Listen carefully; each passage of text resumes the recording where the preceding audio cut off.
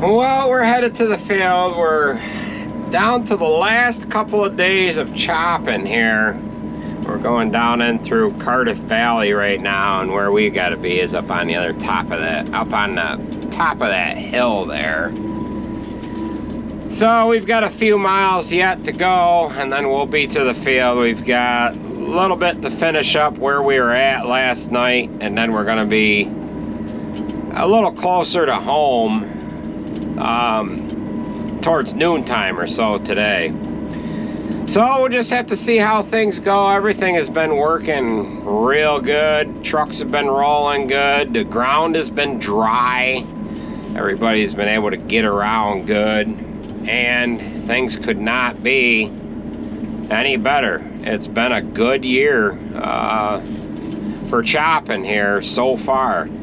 I don't anticipate on any problems here with mud or anything, because they're really not calling for any rain today. They are calling for a shower, but they're talking like a half of a tenth of an inch or so. So we'll go ahead and climb up this next hill here. This is Cardiff Hill up in front of us. And once we get to the top of the hill, we could head over to the farm that we're chopping at and get moving here. Tim's up ahead of us, so he'll be the first load out of the day. He was the last one last night. So we'll join up with you a little later on, see how things are going. Well, we're just getting up into the field. This field that we're chopping is that upper one there, and then we've got one above it. Now, we had wheat planted here. It's seeded down to alfalfa, and then Auburn Ag came in here, I guess it was last week, and they hit it with Roundup to kill the voluntary wheat. So that's what you see that's brown there. The alfalfa is coming up through it. So I've got a couple of trucks behind me that we'll be able to get right started with. This field's 42 acres, and we have about 11 acres left to do here. We'll get the head unfolded. Once the head gets unfolded, we can go ahead and raise the spout.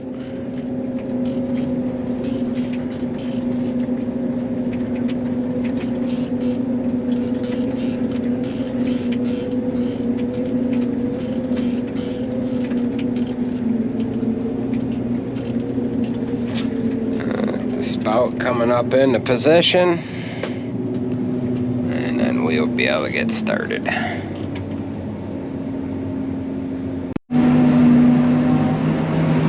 So it looks as though we have one oddball variety of corn left over right here in this one row. That row is a little browner than the rest of it here.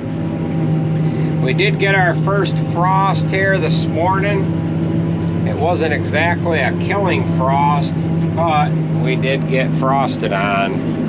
So by 3-4 days, if this corn wasn't cleaned up, you'd start to see the top turning white, because that part of the plant would be starting to die off. So we've kind of lucked out this year as far as receiving an early frost, because it is late. It is the 19th of October, and we are just getting our first frost.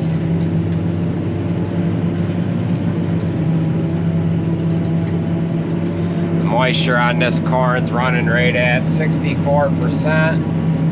We have a field average of 60. So this will work good going up on top of the bunk. We are filling 2 smaller bunks as well, but this is going to go up on top of the bunk that's full.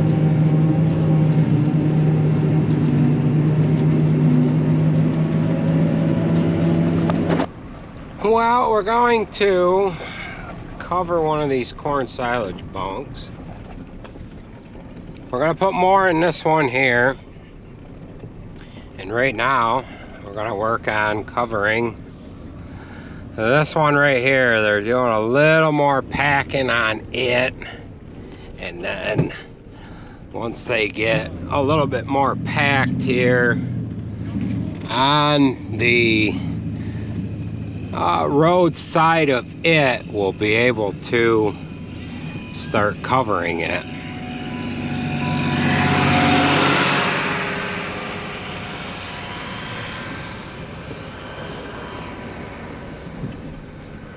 So that's that for that bunk. We started filling this last Friday. Today is Friday, October 29th, or no, October 21st. We started filling this bunk a week ago because we covered the last BMR bunk a week ago today.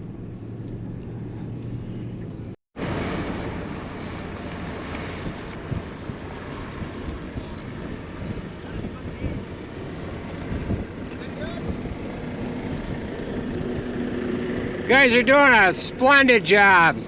I'm just a camera guy today. Well, they've got the first piece of plastic laid out on the bottom of the bunk, and then we're using full tires again because we've used cut tires on all the other bunks, and we're out of cut tires now.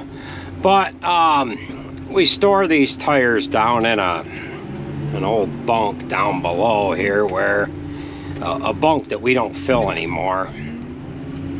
So we'll just scoop these up, carry them where they need to be, dump them on the cover, and then these guys will scatter them, and we'll keep laying out plastic here, or laying out tires rather.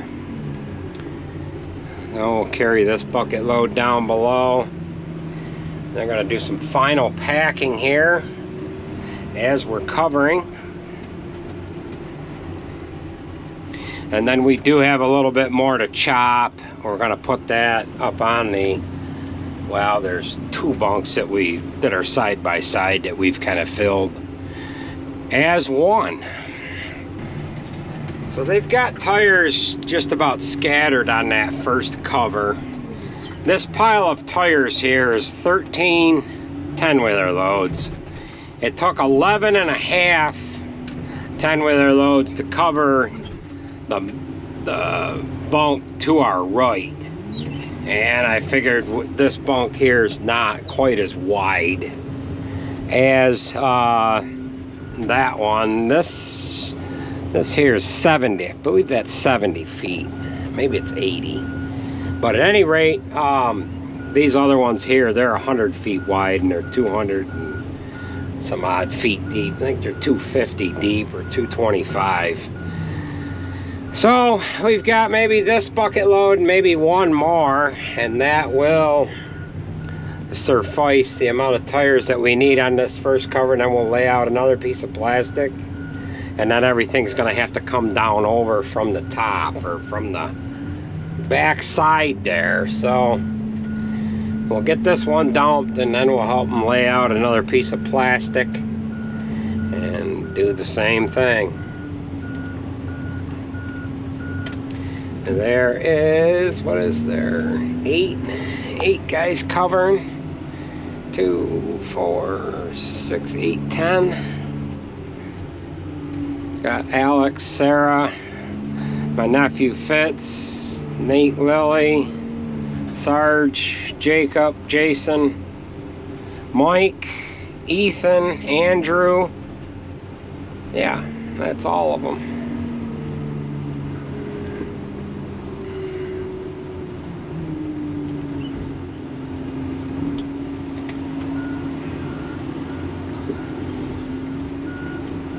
Nathan and, well, there's two Nates.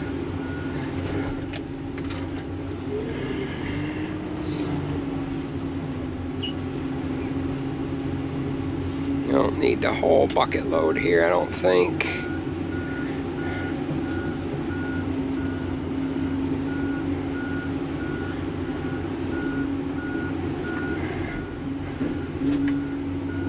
Alright, so we'll lay out another piece of plastic and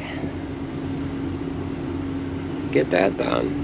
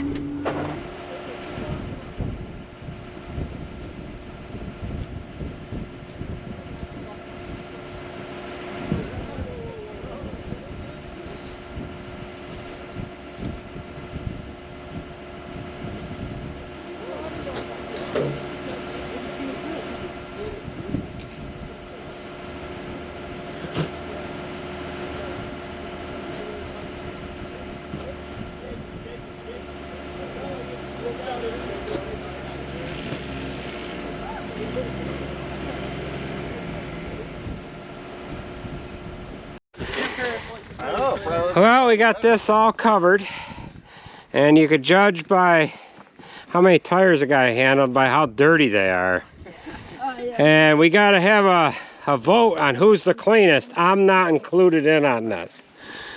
Now, Sid's the cleanest, but he kept things all in control here, didn't you?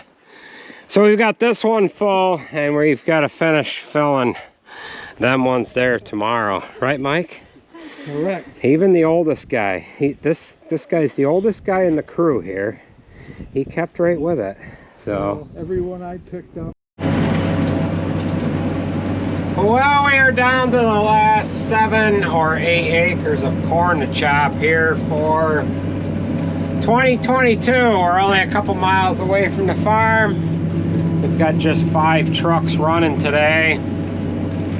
And we should be done by noontime, and then I need to get this chopper switched over to be able to chop hay, because we're going to chop hay here tomorrow.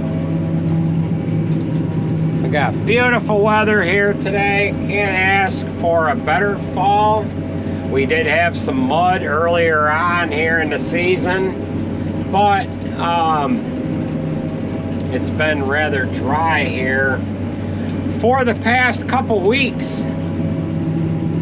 So we'll keep plugging away here, and in about an hour or less, we will have this done. We've got that one, well, those 2 bunks that are together.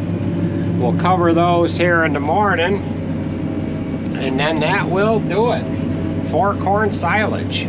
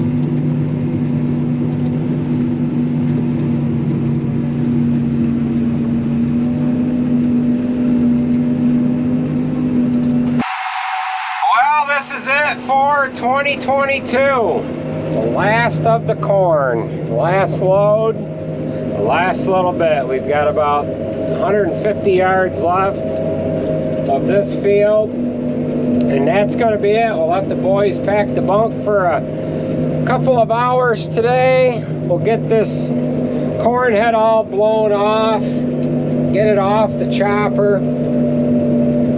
We'll get the corn saver unit out of it, and we'll get the kernel processor out, and then we'll have to start taking the knives out and swapping them with grass knives.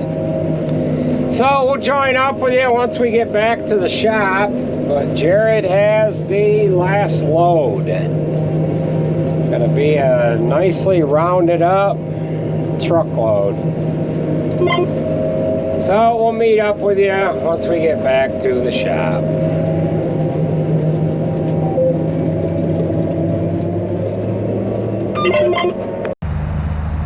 Well, we're just getting back here, and we might as well get this last load going into the bunk. We might as well get that on video here. Jared will back in. We'll get this dumped. And then we'll get some video of Nate pushing up here.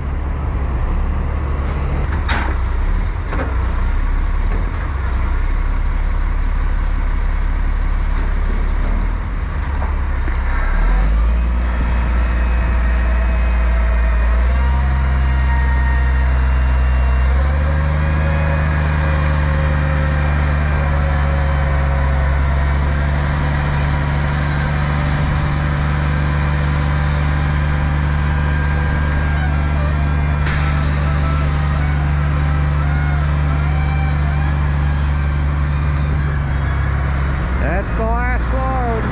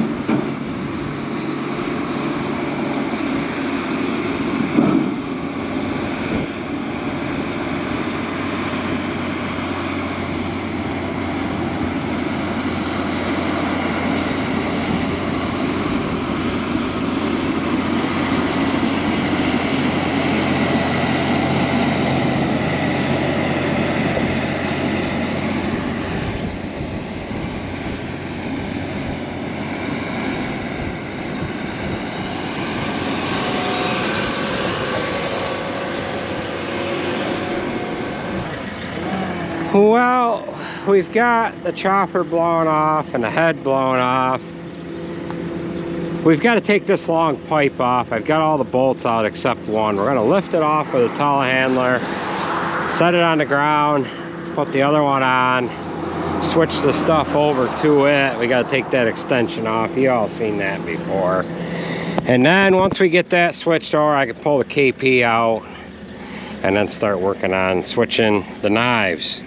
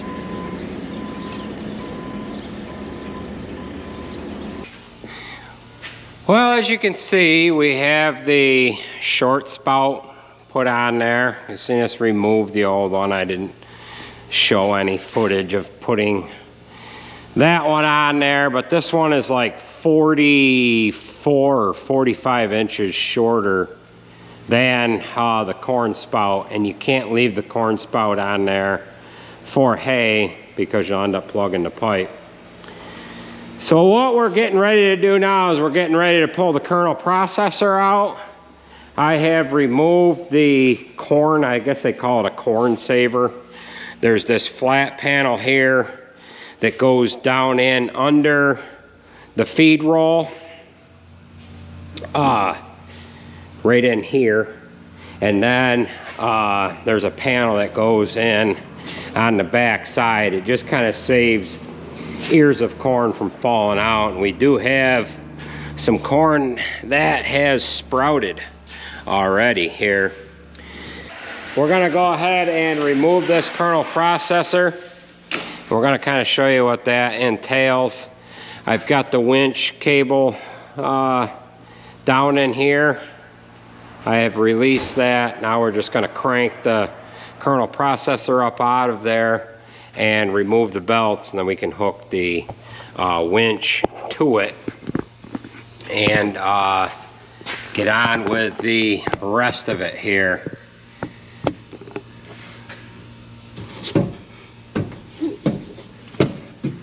I've got this crank here. We're just gonna set this up on here, and what that's doing is it is cranking this kernel processor up out of the hole here.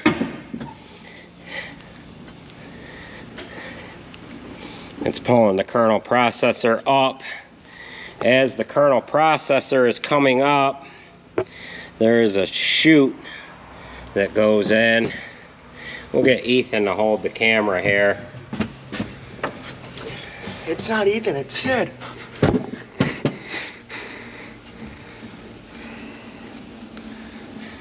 I have already unhooked the grease line, and I have to unhook the wire harness that goes to it yet, because it has a, you can set the gap on the rolls from the display and the chopper. It's easier to put the belts on and take them off once this is cranked up out of the way here. And there is the phone.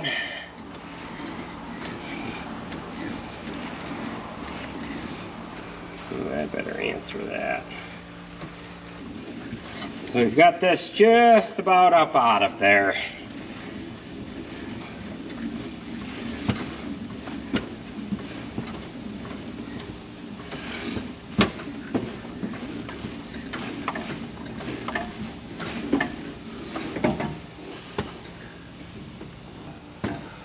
I'll just sit in here like this.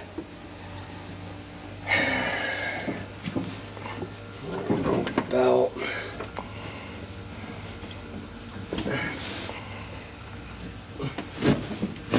There's 2 3-rib belt.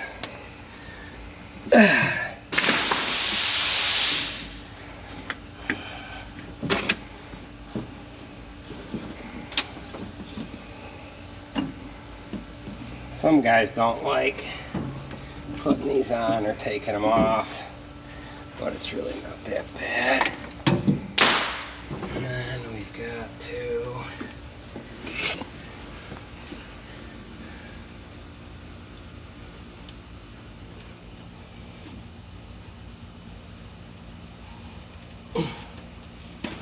There's that. So we've got to tuck this up out of the way for now, and then we'll zip tie it just so that it doesn't end up down in that cutter head drive. So what we have is 2 bolts to take out right here, but the first thing we're going to do is we're going to get this winch hooked, and we need to swing this like this. There should be one other lock. I've got to go out. You might as well jump down and out.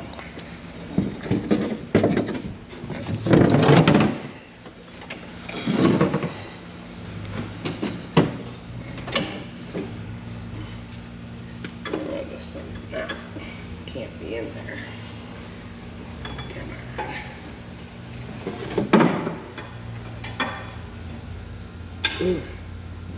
Might as well make sure.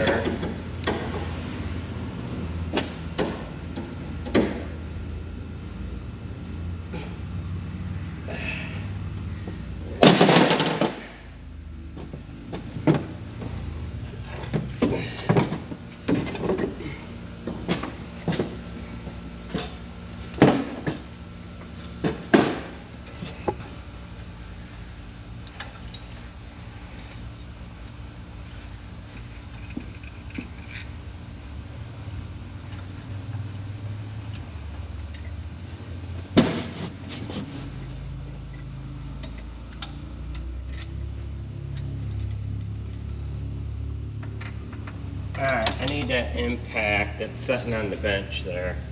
Alright. Or on the feeder, on the carpet housing. Want me to stop this or keep it rolling? Yeah. Alright, so we've got our cable from our winch taut. We'll just take these bolts out. I might need a hammer. Grab a hammer. Wow.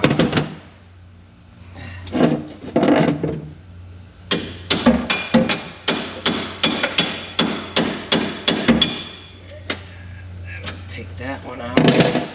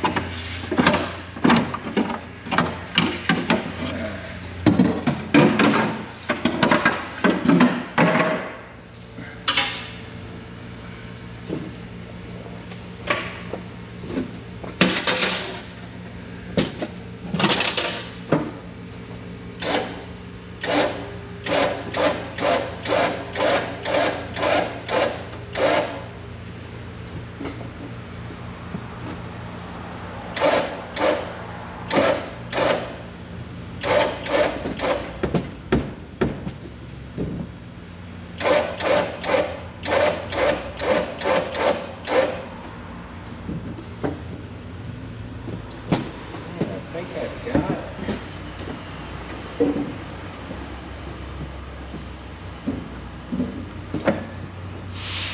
the Mac rolling in.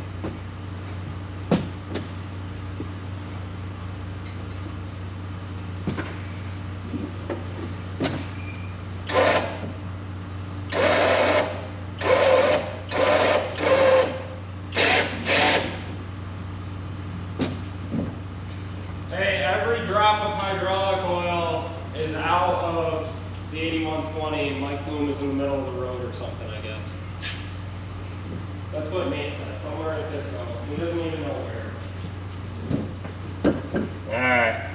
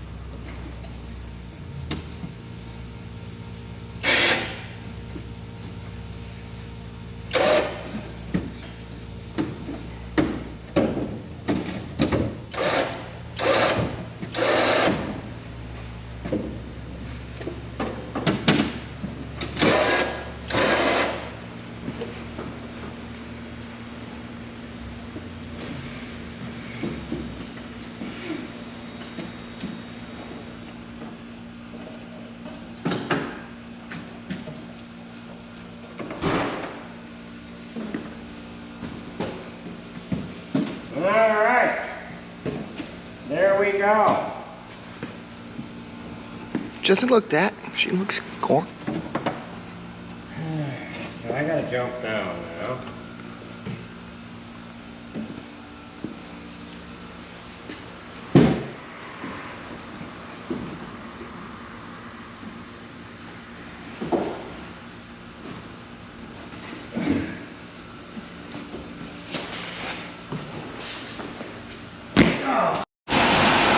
Alright, we've got the kernel processor out of the machine. Now we just need to let it down onto a pallet and then we can pull it away from the machine with the forklift.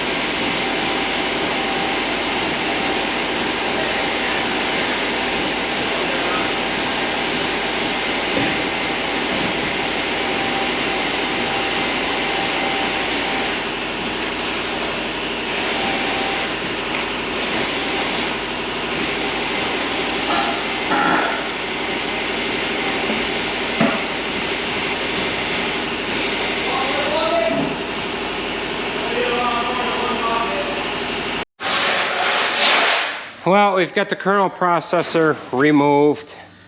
There's a lot of dirty stuff down in underneath that processor sitting on top of that drive axle. We've blown all that out of there. It needs washed, but we're gonna go into hay and then you know, this will get a washing after we do hay. Now, I've kind of explained this whole process before. The processor is going to sits down in here, and then it goes against that panel. This panel here on what you're seeing, you probably can't see the green light there, but we'll go this way. That panel right there is just a U-shaped panel. As you crank in the kernel processor, that moves out of the way, and all that is just a U-shaped channel that allows the hay to get pushed to the blower, which is right here. The blower is just behind this panel here. There is the shaft going across it, and then that's what the kernel processor is driven from, is this 6 shiv pulley here. So what we're going to do now is we're going to go ahead and remove all of the corn knives, and we're going to go ahead and put in grass knives. So we'll get these knives removed. We'll show you what kind of life they have what they have or don't have to them, and then we'll put the grass knives in. We're going to save these for next year because they do have a fair amount of material, hard face material on this back side here. So we'll go ahead and do that next. Well, we've got all of the knives removed, and there is at least another year's worth of hard face on this knife here. We've got this area right here that is hard surface, and I would say I would take it down to about where my fingernail is, and then I would say that is it. And really the only thing that wears these knives is just running the sharpening stone across them. Corn is real easy on the knife itself. So we've got everything removed. We've got to clean up all of the backing plates. I've got new knives and new bolts that'll go on the cutter head here. I have went ahead and moved the shear bar out to compensate for the knife that is slightly wore. Being that that knife is slightly worn, we have had to adjust the shear bar to bring it closer and closer to the knife. Now that we are putting new knives on, the setting needs to be brought out a little farther. And what there is a tool. Now I've showed this twice a year, or every time I've put knives on, I've videoed it. This is the tool that they send you. It's 124 millimeters from right here to the tip. So you just take this and you put it on the shear bar, bring this T-shaped piece up against the front of the shear bar, and you want to rub the tip, just the tip, against the actual drum. It's 121.9 millimeters on this side, and the reason why, actually I think it's more than 124. It's 124 and a half. But the reason why they give you a couple different measurements, they give you a shorter measurement for when you put a war knife back on the cutter head. So we'll get the new knives on, torque everything, then we can get into hay here tomorrow. All right, we got all these knives in there. It is, well, it's almost 9:30 here at night. And we'll have to torque these in the morning. We'll go through and torque all of them. We've got to put the shims in the spiral band, get the spiral band adjusted up to the bottom of the knife, and then we can close everything up here and get to chopping. This parts bill was $1,915. The knives are $35.17 a piece. There's 40 of them. And the bolts are $4.24. 40 knives, 3 bolts per knife. That's 120 bolts. So we'll get back on this first thing in the morning. That's when we'll join up with you guys, and then that's when we will close out the video here. We've got 400 or 500 acres of hay to do, and then that'll be it. And then we can get this washed. So we'll join up with you in the morning. Well, it is the next morning here now. It is Sunday morning. We ended up getting all the knives in last night, and I just went through here this morning and torqued all of the bolts for the knives. I've adjusted the spiral band. That has got the proper gap between it and the actual knife drum. We adjusted the sharpening stone. We brought that up a little bit so that it will clear the knife. All we have left to do is close the door, run the sharpening stone across the knives a couple of times, and set this shear bar. I did go and turn this shear bar around. I wasn't going to. I was going to leave it against this side and just run it for a set of knives or two, and then get a new one here next year. It would probably be around corn silage time, but I decided not to do that. I took it off, flipped it back around. We have had this side against the knife doing hay, and this is going to be the third set of knives that we've had against or on this shear bar. This is a Duralina shear bar, and it's wore a little bit on this other side from below the hard surface down, just from the material wearing across it. We're gonna go ahead and see if we can get some more life out of it. I want to see how far I can wear this shear bar. We've only had this side here against corn. We had it against corn last year and this year, so it's got some acres on it for just corn, but corn is a different crop. It's a lot easier than hay because you don't have stones or anything like that, foreign debris coming in to the chopper. So we'll get things closed up and sharpened, get the head on it, and then we can start chopping hay. Well, we are ready to go. We're gonna roll out here now and get chopping the rest of fourth cutting. So that is gonna do it for this video. I want to thank you for watching, and we'll catch you at the next one. Remember to hit the thumbs up if you like these videos, and subscribe if you haven't already. Thanks again for watching. We'll catch you at the next one.